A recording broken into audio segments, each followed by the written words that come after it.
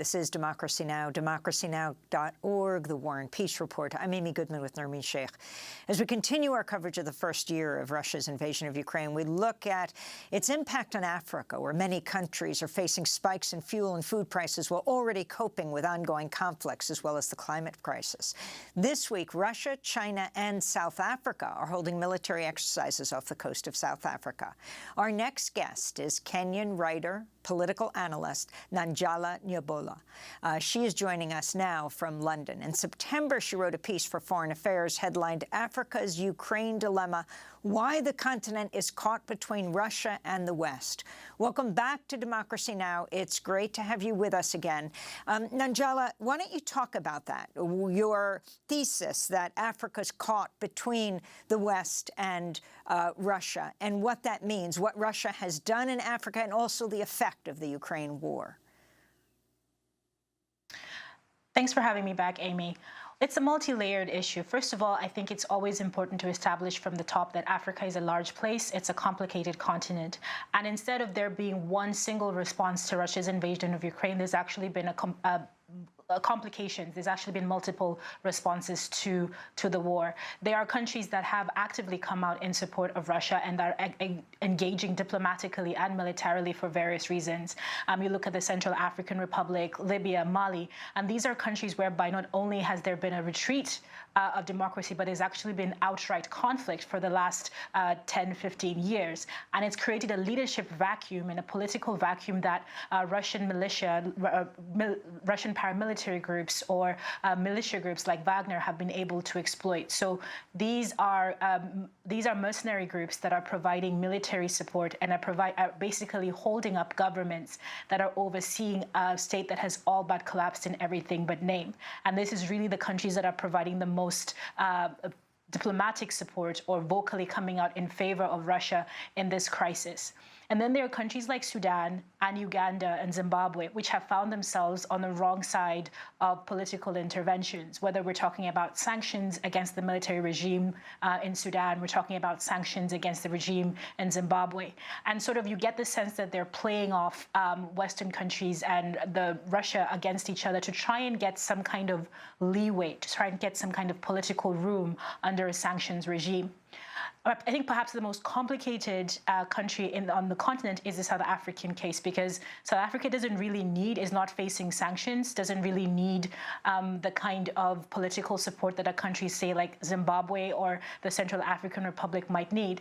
And I think to understand South Africa, we really have to understand the political history of Africa over the entire 20th century. And this is something that I think a lot of Western analysts grapple with because of the inability to contend with topics like racism, like colonialism, like imperialism and neo-imperialism. Because South Africa was the last African country to gain independence. And throughout the worst years of the apartheid regime, there was a lot of support coming from Western governments for the apartheid government. And it was indeed the countries of the East that provided the support that anti-apartheid activist military required to stand up against the apartheid regime. And so for someone like Cyril Ramaphosa and many of the senior representatives of the South African government, I imagine that there's a slightly different interpretation of the history of relationships between all of these regions of the world, and is colored by this history that Western analysis finds itself incapable of providing because of this partial understanding of what African history looks like when you're viewing it from Africa. I would say the vast majority of African countries have embraced a more neutral tone and have refused to take sides, again, because of recent political history. We're talking about nation states that are still navigating European excess. When we think about, for example, the Mediterranean crisis, the refugee crisis in the Mediterranean, and the subsequent militarization of the Sahel region, many African countries are having to navigate effectively losing sovereignty over their boundaries because of European politics, because of European security concerns. We're talking about, I think initially, the moral hazard of neo-imperialism, I think, is what many African countries are struggling with, because it really is caught between a rock and a hard place, a choice between the last 10, 20 years, whereby the political relationship between Africa and Europe has really not been one of equals, has really been one of being consumed and being seen as a place that is only valuable for its natural resources, and being stuck with Russia's neo-imperialism in Ukraine, which also then has that political familiarity, albeit from a slightly more abstract position. And I think that's why neutrality kind of appeals to a lot of African countries, because we don't want to forget the recent history. We don't want to repeat the recent history, even though there is a recognition that what is happening within Ukraine is fundamentally unjust.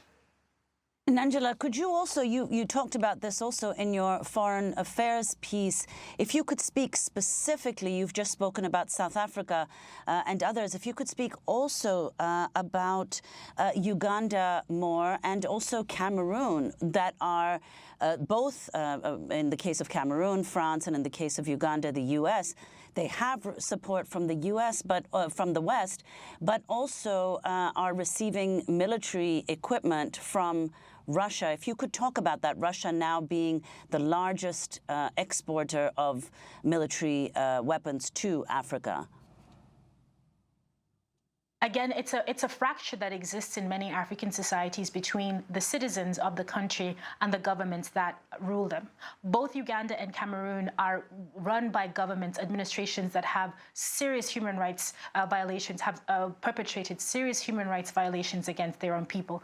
These are governments that are not legitimate. Paul Biya is the second longest serving president on the African continent. Yoweri Museveni has been president for 38 years. There have been serious efforts to suppress democracy, to suppress freedom, to suppress rights. And within that fracture, it's the dependence on Western governments to prop up these regimes that kind of keeps them in place, that allows them to remain and to impose themselves on the people. And that creates a legitimacy gap that Russia has been very able to exploit, because there isn't that ability to put pressure on these governments. There's no domestic pressure that can be put on Paul Biya, for example, because the opposition has stopped to exist in all but name. There's an ongoing conflict that he has been able to sort of paper over in the public consciousness. There hasn't even been, the same kind of multilateral response to the conflict in Anglophone regions of Cameroon that we've seen in other conflicts, including in Ukraine, even though the scale of death is significant, the scale of violence is significant. And so these leaders are exploiting that democratic gap, that legitimacy gap, to be able to play these two sides against each other.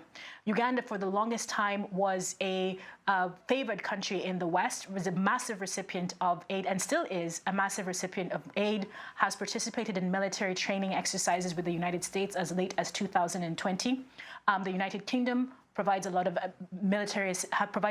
development assistance, to Uganda, and yet the Ugandan people have they cannot hold the president accountable.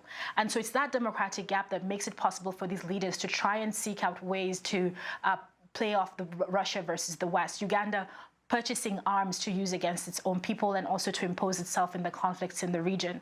This is really the challenge that is facing a lot of African people, that I think if you asked the citizens of these countries, you definitely find a little bit more moral clarity and a little bit more empathy, even if you will, with the Ukrainian cause. But because they're represented by leaders who don't represent the will of the people, who have been propped up by Western governments for the better part of the last 40 years, there really is no way to get that legitimacy except on the whims of, or to get that action, except on the whims of the leaders.